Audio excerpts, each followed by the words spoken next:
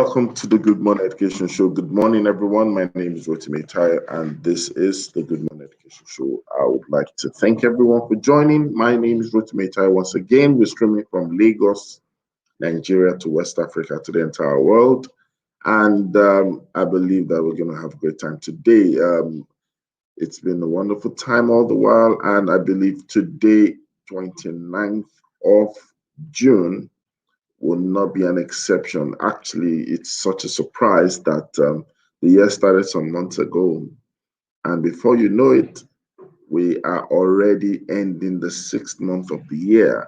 We're grateful to God for life, for achievements, for successes, for different things, and we're grateful to God for the Good Morning Education Show and you as well. And so you can pat yourself on the back and say, thank you, God. Thank you to yourself for being a part of the show for the past months. We're celebrating a year already, and we thank God for that.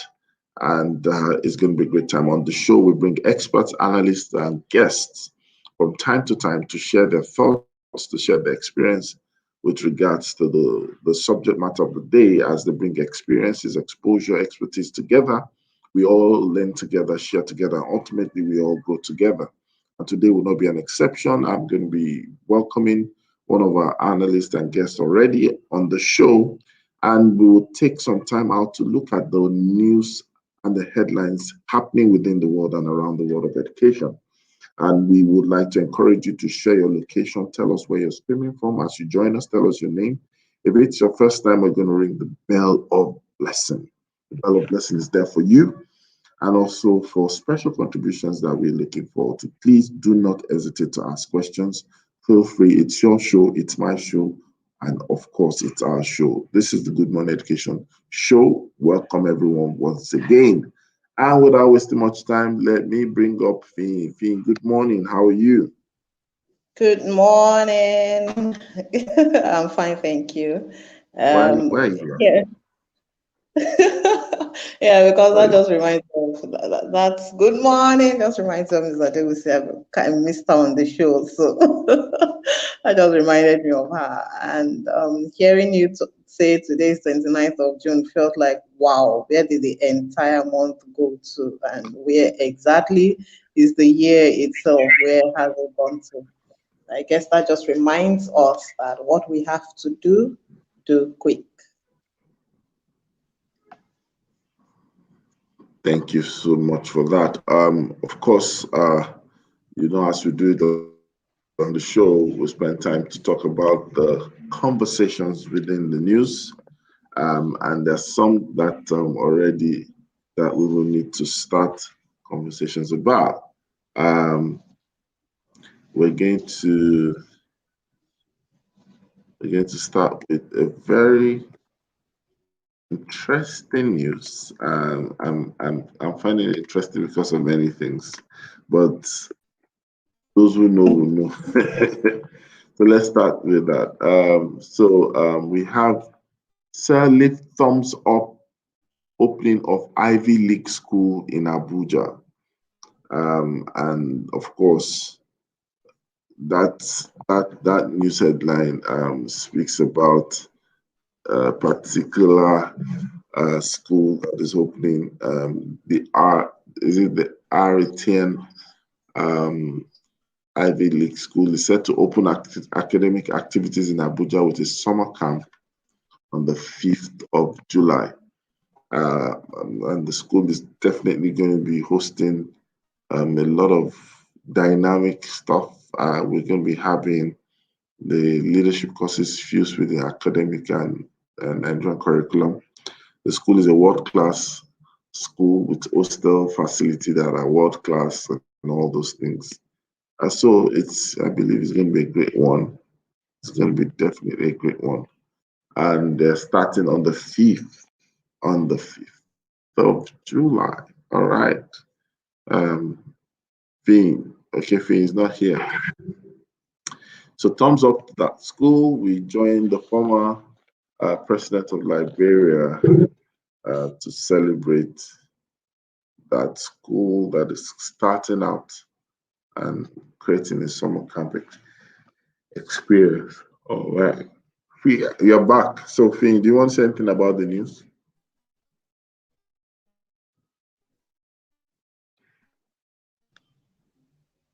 Finn, are you there?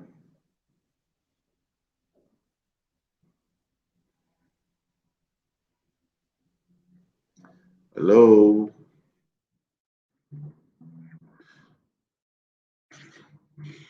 Okay, so we'll move on to the next one. Tuition hike.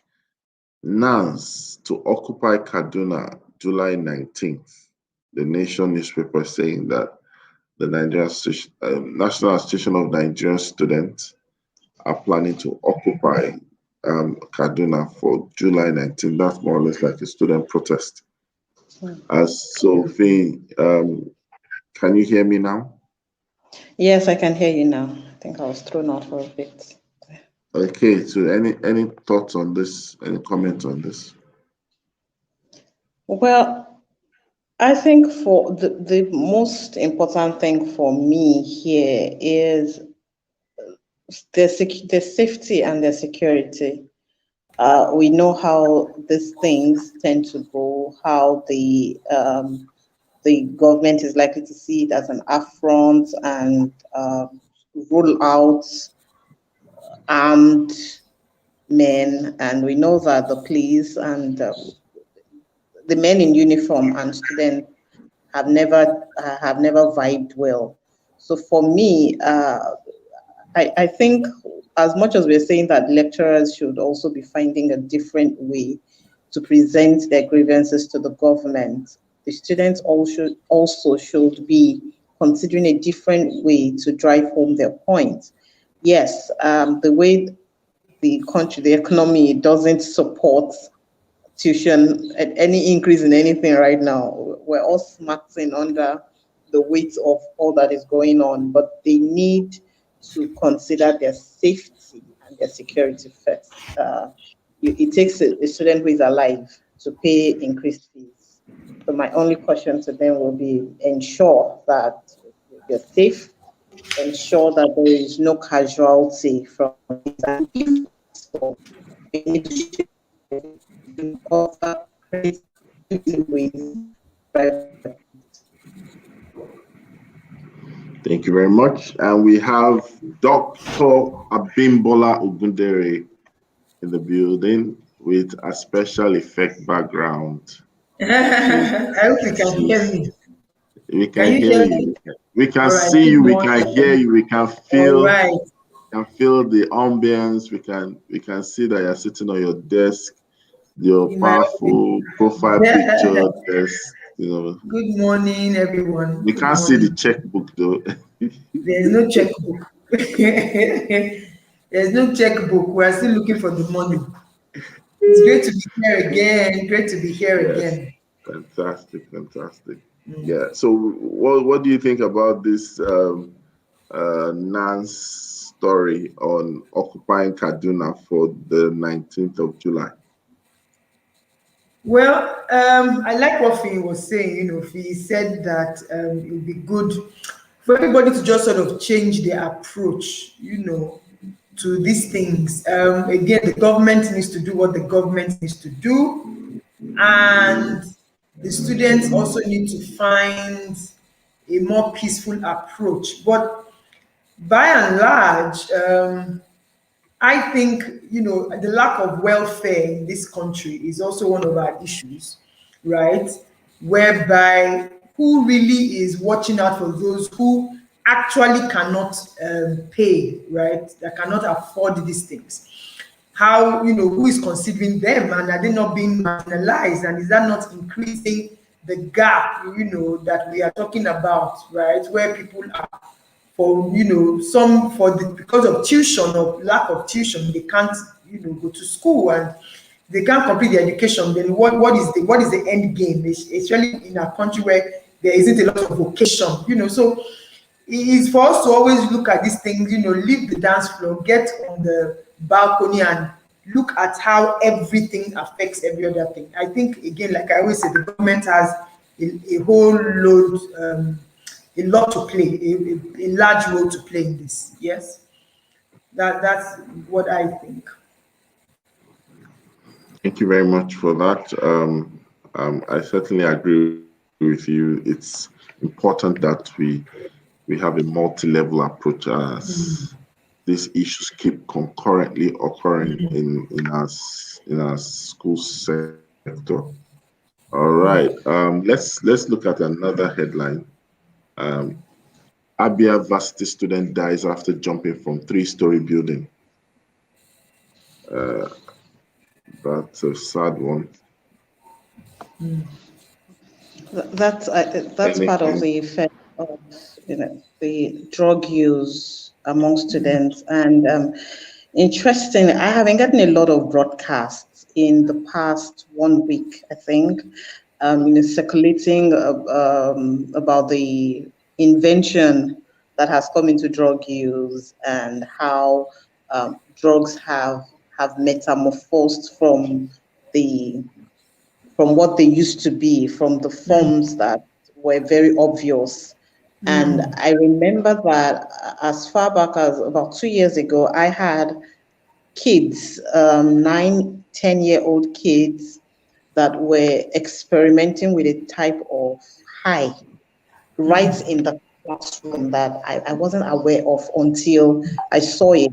And I knew they used to ask for that particular um, uh, for that particular item. They used to ask for it, but I never added thought about it as anything until I just stumbled upon them talking and felt wow. So it has gone to this level, and this is one of the fallout of drug use because it says that the news says that he was high, and while his friends were trying to get something to help him come off the high, he jumped off the and these are things that at some point it looks like when these things happen, then that topic or that issue becomes front burner topic, and everybody's talking about it. So now, in the next maybe 2 weeks or less, we're going to have a lot of discussion around drug abuse, drug use. No, don't abuse, don't do, and then it ends there. But this conversation needs to be an ongoing conversation, knowing that, especially at times like this, people, not just younger people generally are depending a lot more on other substances to keep their sanity, to diffuse the tension, something to just make them feel a little better. This is sad. This is really sad. The 400 level optometry students just waste his life like that on it was needless. And I'm hoping that we this is the this is that what this is that prick that we need to ensure that we don't sensationalize these topics or these issues, and then when there's something tomorrow, there's another issue that we all feel, oh, this touches us, it becomes gist, it becomes news, it becomes people quickly put together conferences and seminars and talk about it, and then that's the end of it. And we're right back where we are, just a few steps down the road. It really is a sad one, though. Wow. Dr. Bimbo, yeah, you're I think signed. the only thing you can is to sigh because it's, I mean, it's yet again a symptom of the decay that is occurring in our society. And again, let's be a bit nice. I mean, it's all over the world, really, where it just seems to be like drug use. So my questions are: so when we were growing up, I mean, let's say in the 80s, were there drugs? So why wasn't it this rampant? At times we need to sort of go back, because I would be honest with you in saying that there was no set time in when I was in secondary school that I ever thought of or heard of somebody taking drugs. I'll be honest with you, in my school, and I was very active. I was active in that school. But a lot of, we'll do okay, maybe this person has a boyfriend, this person is trying to scale the fence, and at most what people would do was cigarettes. That one self is, So my point is now that every random child roaming the streets, like we said, I think it's also because there are now more drugs. So it's not even only cocaine, and there are now some people are inhaling this, inhaling that. Someone shared a list over the weekend, all sorts of. I'm thinking something 10 days old urine. In what is going on? Wow. Yes, there was a list shared, that was making the rounds on WhatsApp. That 10-day-old urine too is a drug. So my point is it what is it? Is it the society? Is it that parenting is, because we have to go back to the parents. So is it parenting, where is this? I honestly haven't given it a lot of thought because it is so big. Over the weekend, I also saw I think that boy couldn't be more than 7. So he was caught in an uncompleted building and he was doing Indian hemp. He couldn't have more than 7 or 8. You know, Mhm. why? How is so? I don't know. Honestly, I don't know what to I add think to I think this. that I think that yes, like you said, it's still going to come back to the issue of parenting. We can't run away from that. However, when we say parenting this time around, we are not looking at it from a micro level. We need to look at it from a bigger perspective. Parenting many years ago, like you mentioned in the 80s, was more like a shield. So there were things like that. Trust me, there were things like that. Check the headline news. But I think that everybody was in everybody's business. you know, so it was the proliferation of SMEs, entrepreneurs had not come to that point. So you could almost structure the normal expected behavior, but now everybody is now furthermore in silos. Also, there's something that I won't call it a proper research, but I kind of have been observing some trend. And this is for us educators, for us to also be able to start taking conscious note of certain data. If you notice, cable cable TV, ABS, AGS, all those DVDs, when they came in 94, 95, right?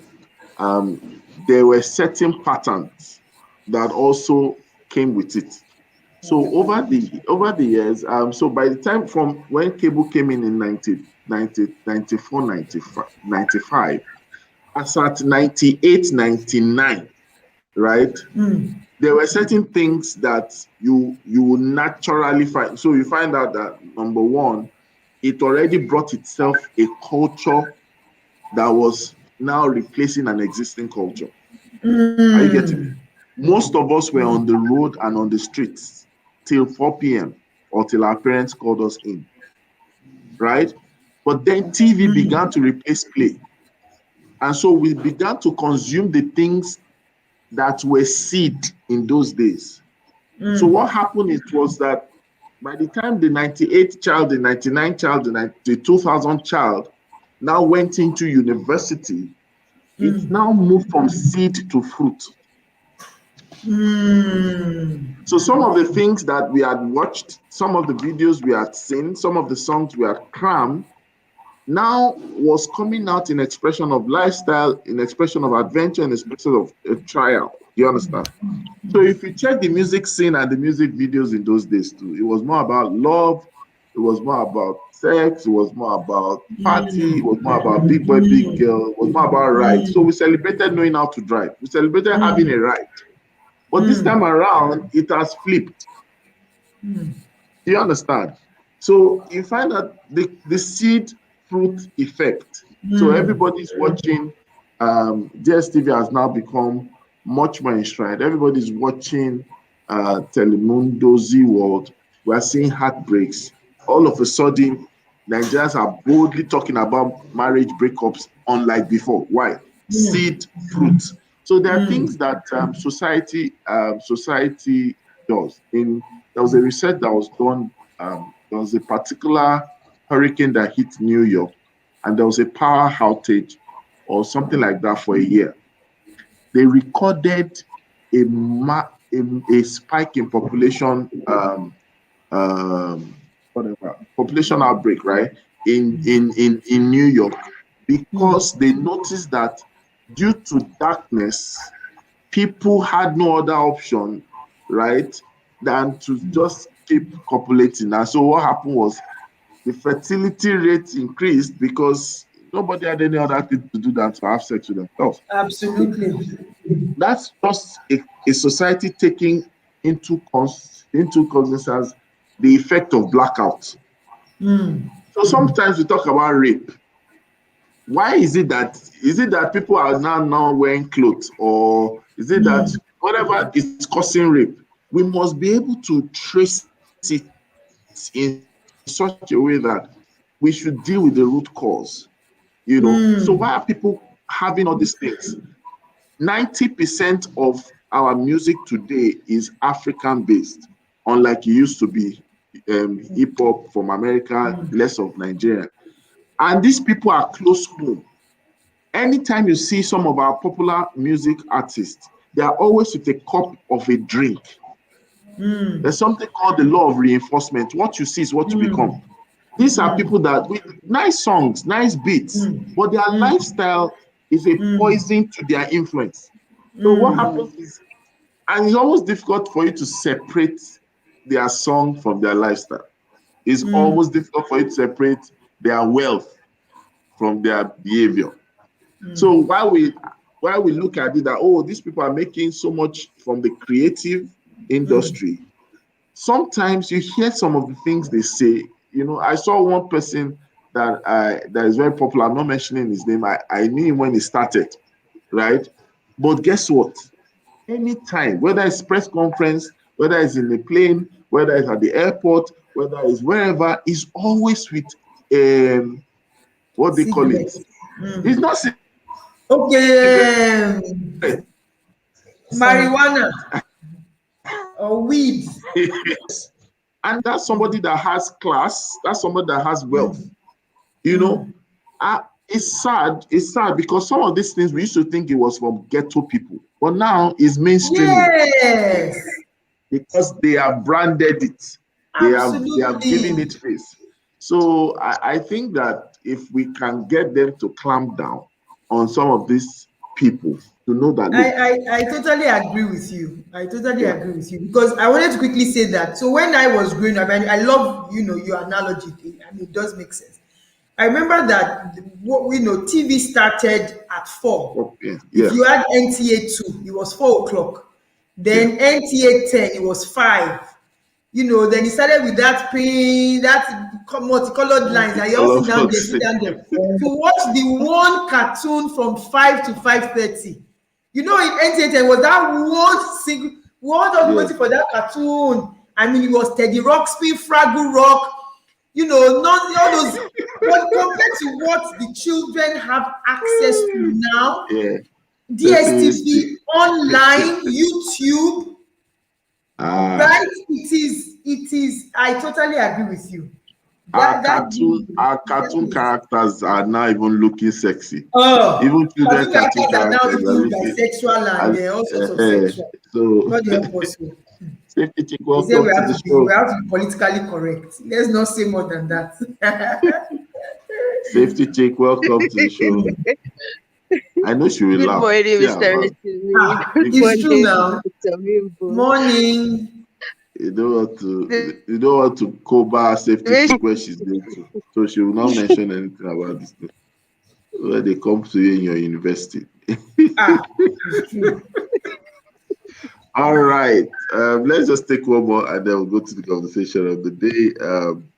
We have parents need not send children abroad, says Godwin Obaseki.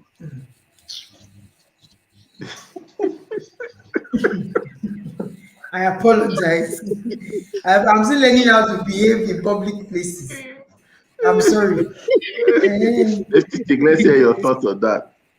The story is not complete. Is it that like children, because maybe he feels they are too young to be outside the country for undergraduate education, or like Okay. generally?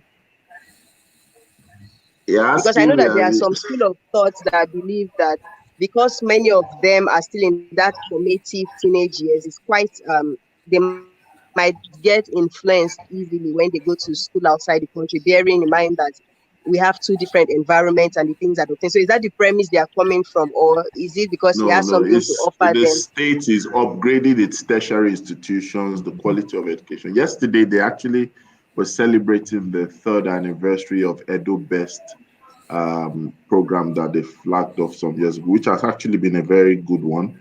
But then he's talking about the tertiary institution, the upgrade that the state government is making.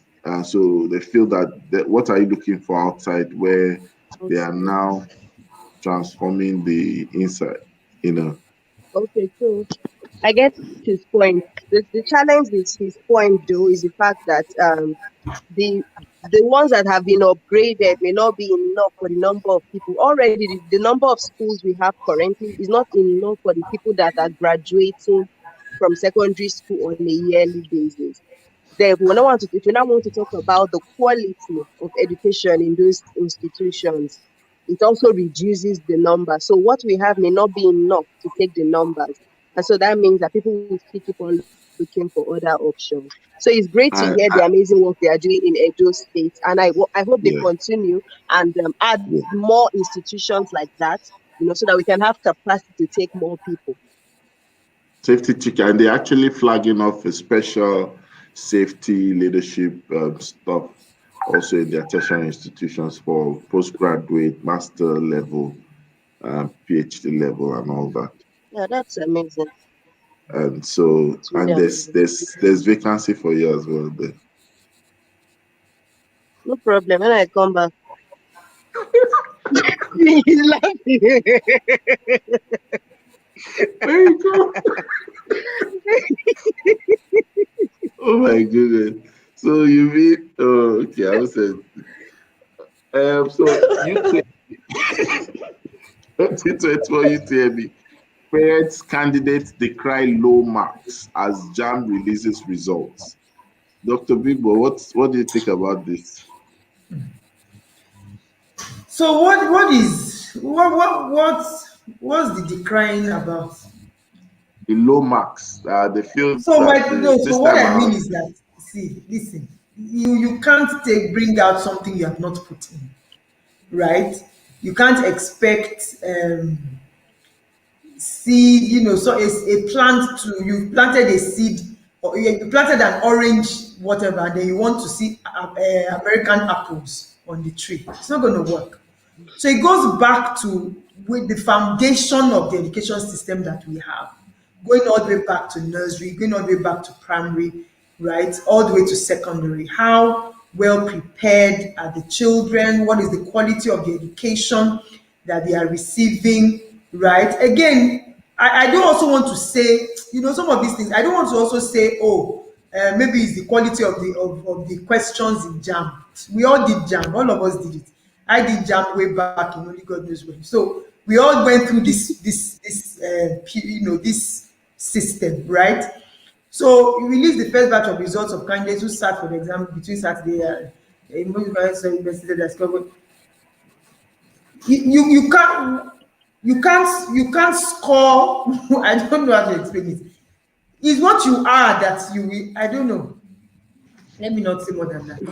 It is sad, right? It is sad that they did not score the right, but this is a symptom. Again, this is just a result of all the things that need to have been put in place for us to be able to say, okay, our children sit for JAM and they are getting 200, 300 or whatever. That's what we're. But when we get to a point where they are getting 167, this is not the time to decry. That's my point. This is not the time to cry about it, right? It's a bit too late to cry now. It is for us to then go back and say, how do we put a change in the system across all the levels, as you say, multi-level approach, to ensure that it's not even about passing the JAM, but it's about the quality of students. So it's not just passing JAM. That is just one metric. what is the quality of students that we are pushing out into the world? That for me is even a bigger conversation, or the conversation we should be having. This is just one of the symptoms of the disease, of the problem that we are and that we are facing. Okay, Okay, so can I talk real quick yeah, about this jam thing? yeah, So, jam has been in the news for like 2 weeks straight, almost every day. a And month, not 2 weeks. so, one of the things I'm considering, I'm looking at is all the technical issues they had been complaining about having. Could this be one of it? They had to delist some centers because of standards of the test they did, the mock exam, and all of that. Secondly, are we looking at the psychological effect of delisting, re-enlisting, timetables, deadlines being moved, NIN registrations, and all of that? Because for anybody to take an exam, even if you are very sure of what you're doing, if psychologically the student is already disturbed, there is no way that it will not affect their results. So yes, we have the issue of where they're coming from, the education background and all of that. What's the standard of education? It's there. But we also need to, I think parents need, the question parents need or what they need to be speaking about is exam conditions. What was the state of the candidates before taking the exams? Some of them I know that when I wrote JAMB, there was none of all of this online thing. It was full paper and pencil registration and all of that. And some people will rush in maybe 10 minutes, 15 minutes into the exam. It takes them almost another 10 minutes to settle down. They're sweating, they're trying to get themselves into it. We also need to look at the exam condition. Up until a day before the exam day, people are still struggling around looking for their centers, those that were, all of those things put to place also. We really need the parents, well, and stakeholders should be calling out JAMB on that. Their process needs to have been solidified, standardized, tested, and make sure that everything is ready. At least they have played their parts before you now subject the students to the exam environments. All right. But let me just say this: that I've written articles and articles on JAM as far back as 2012, 2013, 2014, and I think it's high time we begin to call for an audit for WAEC, for NECO, and for JAM. We need an audit for their results. We've had funny scenarios. We have had funny scenarios. And that's also a big time industry opportunity for people who are looking at another expression of education. Because you realize that someone is saying JAM chose to give people scores. That's what they gave them. You know, and it's not a funny situation because JAM is like the gate of heaven. I don't know whether you understand. If you don't, if JAM jams you, that's another cycle. It's another cycle. So, and people pay for JAM. So I think since it's a service, there must be some degree of transparency. A lot of people are questioning the integrity of the scores. So I think JAM should take effort to explain to everyone, look, this is it. And JAM also needs to share data. It's possible for you to say yes, low scores. Okay, low scores from which side of the country? Low scores from which gender? Low scores from which age bracket? Sometimes it's possible that the people who are writing JAM who are returnees, maybe they left the school system 2 years ago. So of course, it's not going to be as easier as those who are just coming out of school or those who are writing JAM while they are still for the first time. SS. Yeah. So sometimes these things, you can't just put everybody in a, because we might not necessarily know that the people who passed, you'll be shocked, might be people who are currently in the school system, which means that the longer you are out of the school system, the lower the chances. I don't know. I'm not saying. I'm just I'm just making assumptions. So we need them to qualify the results and break them down in such a way that if people want to create interventions, they know what to do. So that we don't just think it's because maths is difficult, so let's improve on maths. It might not be mathematics. Like you said, it could be mental preparation for the exam, right? It could be the process. It could even be errors from JAM. I shared something some years ago.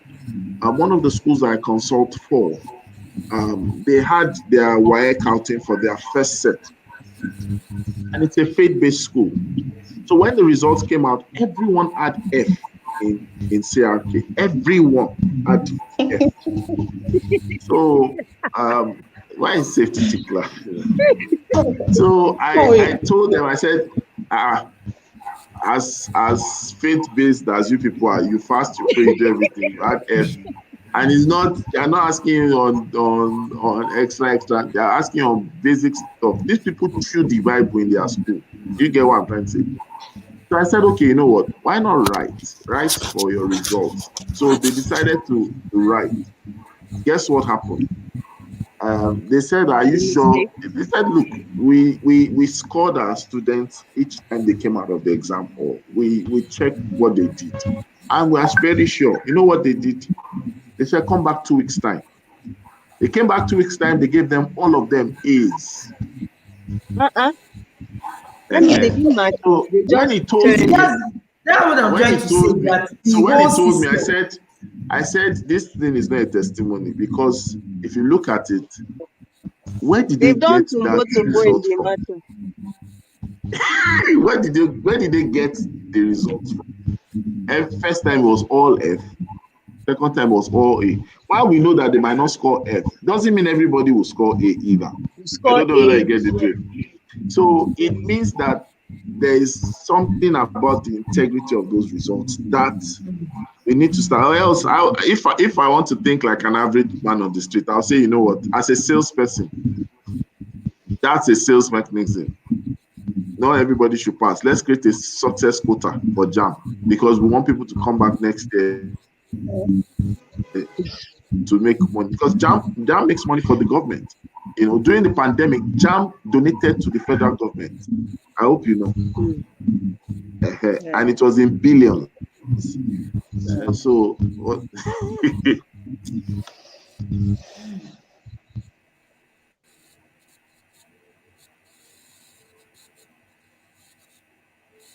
Okay. I think his network has ceased.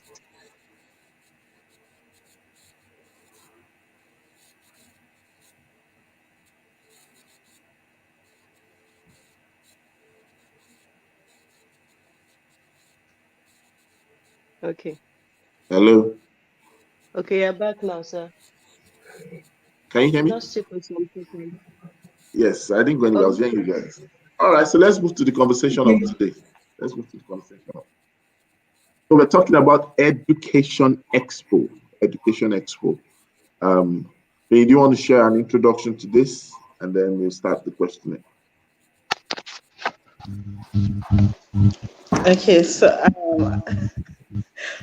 I believe we have already even started touching on the topic, or on our topic of discussion already. I mean, looking at the different areas of education, if we're going to have an education expo, all of those things that we have talked about this morning should be part of the things incorporated into an expo, for an education expo. But I think what we see a lot more when we have things like that is it's a showcase of sometimes schools for enrollment. We're seeing all the bragging. Oh, my school is better than yours. Why is your child not in my school? Ours is cooler than yours. You know? And sometimes it's a showcase of materials. So we keep turning out textbooks, charts, all of those things. Oh, your child needs this. These are fancy pens. These are miracle biros. Okay, so that's that's just by the. But what are the things that really should be in an education expo? I mean, now we have talked about drug use and drug effect and the cycle and how well in our own way now. How did we get to this point? Really, who are the people that we should be bringing into an education expo? Which specialists should we be bringing in? Should we have, is there a place for the medical, for the medical personnel in education expo? Is there a space for, uh, who really should we be bringing in? I think that's what we'll be looking at. That's what we'll be talking about. And then this thing of, exam bodies, should we be having them? For instance, I think any education expo that's going to hold now, and we know that there's going to be officials from JAMB and WAEC and NEPCO, the place will be flooded because we have questions for them. We want to know what is going on. How do you people, what is going on? We just really want to know, how are we getting the results we're getting, or why are we not getting the results that we're looking to get? And also, should we be having travel agents, leisure, people that package holidays, leisure, and all of that? So I believe that's the direction we're going, or we're looking at this morning, and the total package. And maybe at the end of the show, we could have a good morning education show, education expo. Who knows? Well, that your last statement, you're on your own as we speak. Yeah. So, but then obviously, to add to that, I know that education expos should be something that we embrace in this time, because expos, as they are, they open up the market to the industry. They open up the industry to the market. And it's not just for buying and selling, but it's for development and advancement as well. And there are many, many expos we've had in time past, and there are some standard and consistent expos that we have. They might not be called expos. Sometimes you hear people call them exhibitions. Sometimes you hear people call them different names. And we want to actually celebrate those who've done things like that. For example, I'm sure Safety Chick knows, consistently we've had TOSE, that's Total School Support Exhibition. We've had ASNI, that's All Schools Need Exhibition, right? And we've had some other associations have their own expo, or better still, exhibition. I believe that it's important for us to encourage both the organizers, visionaries, and these setups to continue, because it's more or less like taking the frontiers of the market or the industry. I believe that we need that in Nigeria's education, and if possible, we need that to be supported accordingly. You see, there's a dimension of support that you will get, that the value offering of these expos would actually extend to many people than just the selected. We all know to put together an expo is no small feat. It's not about having ideas or having a vision. The structure, the framework, the finance is very, very, very, very important. You think about it. Venue alone is a budgetary item that can scare you if you're not careful. Thank God, Safety Chick is here. She's done school safety summit for 5 years.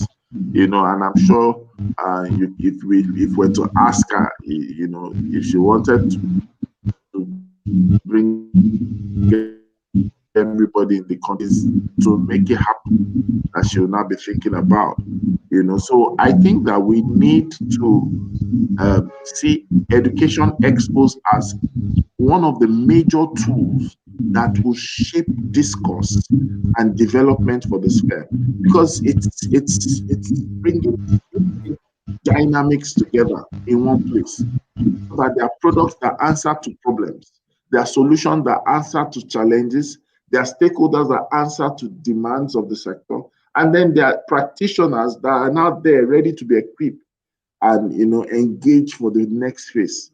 But I think that also the culture right now has just been a tradition of let's go there instead of let's build there. And so we are more of attendance than participation.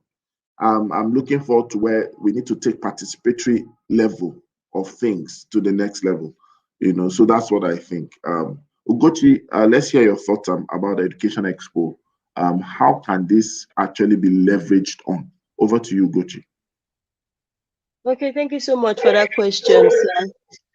I agree with you about the fact that they are supposed to like open an industry, open should I say gateways into the sector for people to know about the different areas. And I also agree with what Finyi mentioned about integrating the other components of education into it. It shouldn't just be about um, the school or about the trainings that people are going to get at such. It should be like forums for people to speak with the stakeholders in the education industry. So there's training, there's display of schools and the facilities that you have that are education oriented. However, just imagine that we have stakeholders, say for example, we have representatives of the Ministry of Education, representatives of the Lagos State Safety Commission, representatives of road safety, those government agencies, NSCDC, and hear from them. Then we also have representatives from UBEC. We have representatives from JAM, from WAEC, so that people can have so that it's almost like that town hall opportunity for people to hear their views, hear from these people. Because many of these organizations, and this is why when you write a letter to them asking for them to speak at your event, they always send somebody. One of the duties of these organizations is public education and enlightenment. So it's there in their core function to be available to educate the public on certain important components of the work they do. So if we were to have a panel of government agencies, and so people are able to share their thoughts, and even these institutions are able to hear from the educators themselves. What are they going through? What are their challenges? And then we don't just have these expos in isolation. Once it is done, information generated from there is put together as a report and sent to necessary bodies. I know that yes, we might say, another report, they'll just leave it on one shelf, right? But it's better to have records. And if even if the where you're sending it to, they are not keeping records, you are keeping those records on your own website. What you're doing is you're deliberately building a body of work that can be referred to over and over again. So I believe that expos are a really great tool for any industry and must be utilized as such.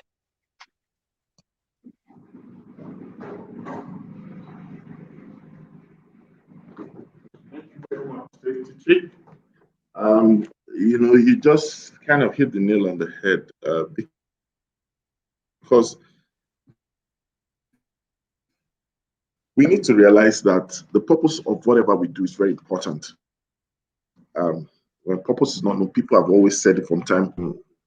I would like us to also look at it from this angle. Take, for example, I know that this week we have TOSE happening this week, and that's 1st and 2nd of July. And the program has been designed in such a rich way. So this is our own way of publicizing TOSE to say,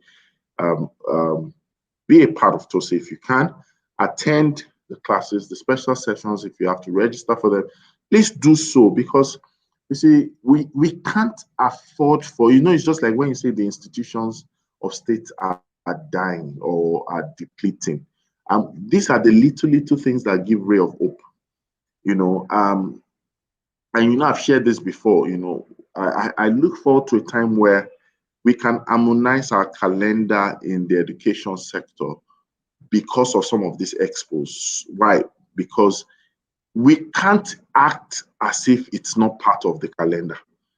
You can't act as if it's not part of the industry. It's not out of place if ministries partner to say that, what, guys, you have to be there, or these are one of those dates like the way you have a children's day and nobody goes to school, I think that you need to have an education day. And then the people who have vision and the wherewithal to put up expos can leverage on that day, knowing that they won't have low turnouts. Because some of the success of these things, if somebody's taking up exhibition stand, is looking forward to interacting with people who come to their stand. And that's a factor, is a point of mobilization. Think about it. Safety Chick has come up with several products. I have come up with several products. Nigeria Kids, several products, several products. Sometimes we hold back on the level of the things we do to the level of which we do it, and because mobilization is another headache to worry about. But if that has been taken care of, guess what? You won't mind that it's at those expo periods where you launch your product. You know why? Because you are guaranteed face time. It's an offline strategy. It's not just an online experience. It's not just a post on Facebook, YouTube, or Instagram, the likes. But this is an opportunity. Someone knows that, last year we had Muna 4. This year we're going to have Muna 5. Last year we had poster pack of so series. Guess what? Another stables from safety. Guess what? Another stables from ATI. Those kind of things these are things that everybody now says, oh, there's always something new. But really, I think that the next thing that we need to talk about is that I've noticed that with every education expo, there's always an empire in disguise. So it's like we're trying to build an empire for ourselves. And this is where we throw objectivity to the wind. Let me hear from Finn. What do you have to say to that? We have this identity crisis, and it's now identity chaos, right now in not just in the country, the continent. Finn, over to you.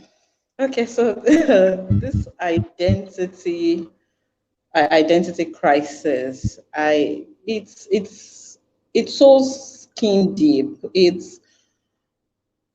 And I agree that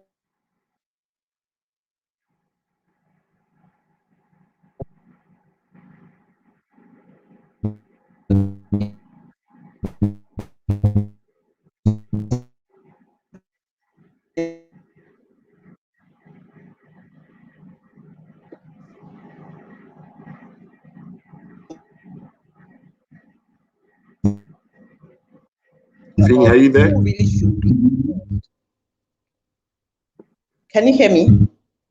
Yes, it's better now. It was a bit Much better now.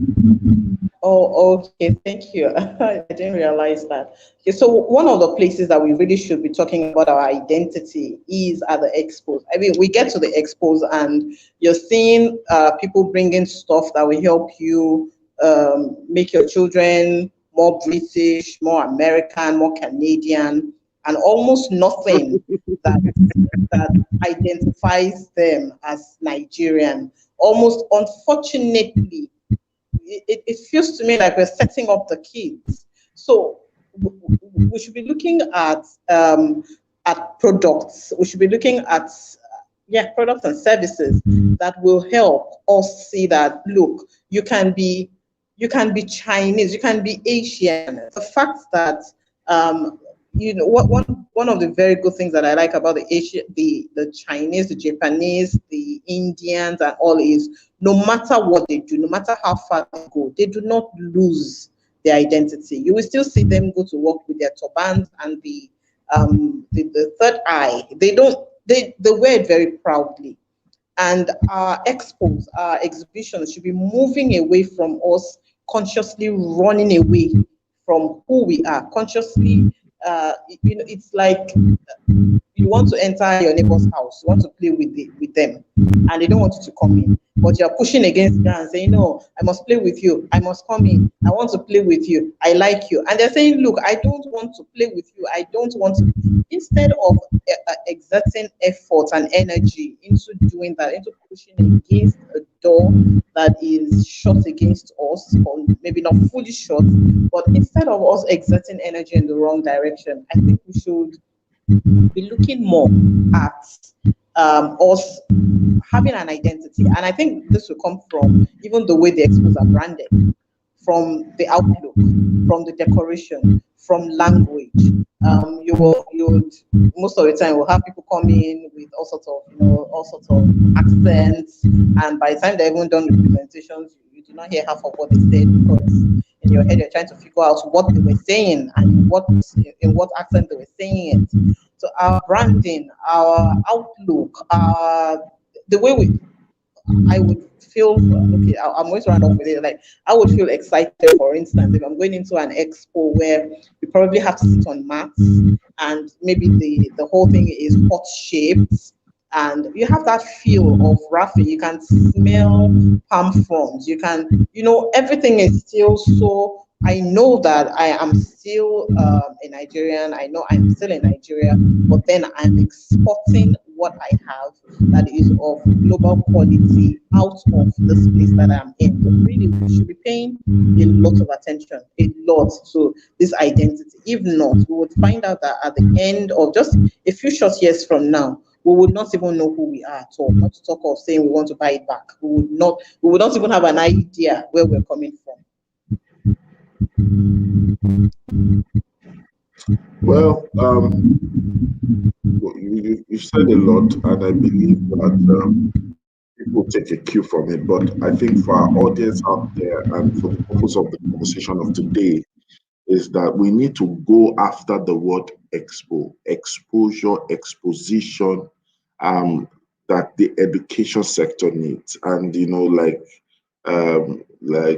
Finn and Safety Chick has mentioned, we need to make it more inclusive. And when we say more inclusive, if possible, um, we begin to look at the people who we've actually sidelined or sidetracked out of the conversation of things.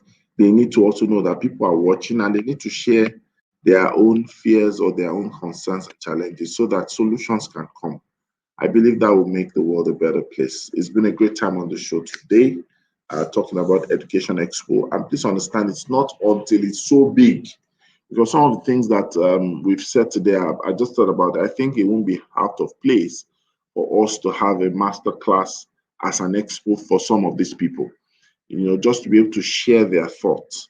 Let's do what we can do for those who have the clout, for those who have the content, for those who have the influence and the reach of the people, and let's start making things better. Not until it looks okay for the gram before we now do it. You see, we need to get away from this social media frenzy, this trending frenzy, that if it doesn't look like an official statement, so we spend too much energy trying to look good at the expense of the experience.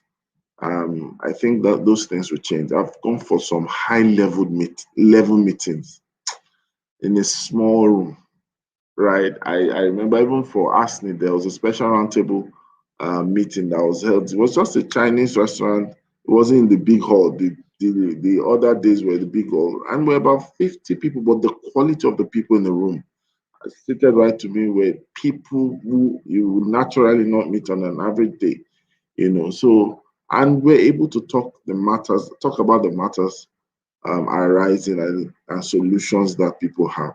So I believe that would really help. So as we wrap up, I just want a sentence or two from Finn, and then a sentence or two from Safety Chick, and we'll call it a day. So very quickly, Finn.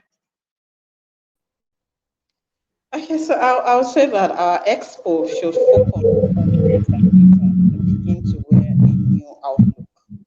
Thank you. Thank you. Gochi? I'll just add that we must ensure that we use this expo as an opportunity to get more voices to the table, and use as an opportunity to hear from government agencies and also relay our thoughts to these agencies. Fantastic. Thank you. And with these few points of yours and of ours, I believe that we've come to the end of the show on a very good note. And we will be saying, having a great day. Over to you, ladies, after the count of 2. 1, 2. It's always a great morning on the Good Morning Education Show. Safety chicken. I shall. Bye. Bye.